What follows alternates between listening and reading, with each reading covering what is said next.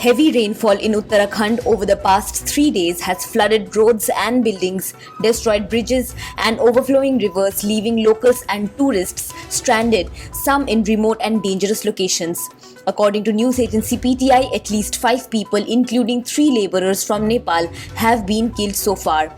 District Magistrate Vijay Kumar Jogdande said that the laborers were staying near Lansdowne in Pauri district when rubble flowing down from a field above buried them alive. 2 others died after their house collapsed in Champawat district, where an under-construction bridge over the Chalti river has been washed away due to a rise in water levels.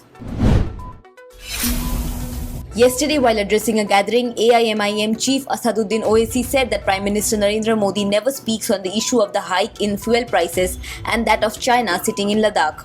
Further commenting on army personnel who were killed during different operations against terrorists in Jammu and Kashmir, Asaduddin said, and I quote, 9 of our soldiers died in Jammu and Kashmir and India will be playing T20 match with Pakistan on October 24th.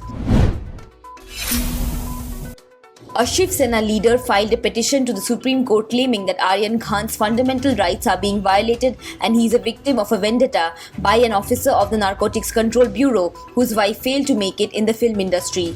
Shiv Sena leader and State Minister Kishore Tiwari's petition adds to the political row over the drugs on cruise case in which Aryan Khan, the son of superstar Shah Rukh Khan, was arrested along with 7 others earlier this month.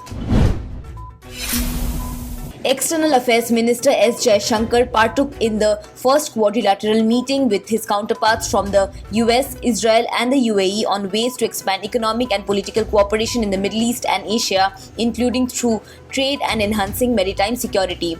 Jaishankar is currently on a 5-day visit to Israel. US Secretary of State Antony Blinken and UAE Foreign Minister Sheikh Abdullah bin Zayed Al Nahyan participated virtually as the 4 leaders also exchanged views on shared issues of concern in the region.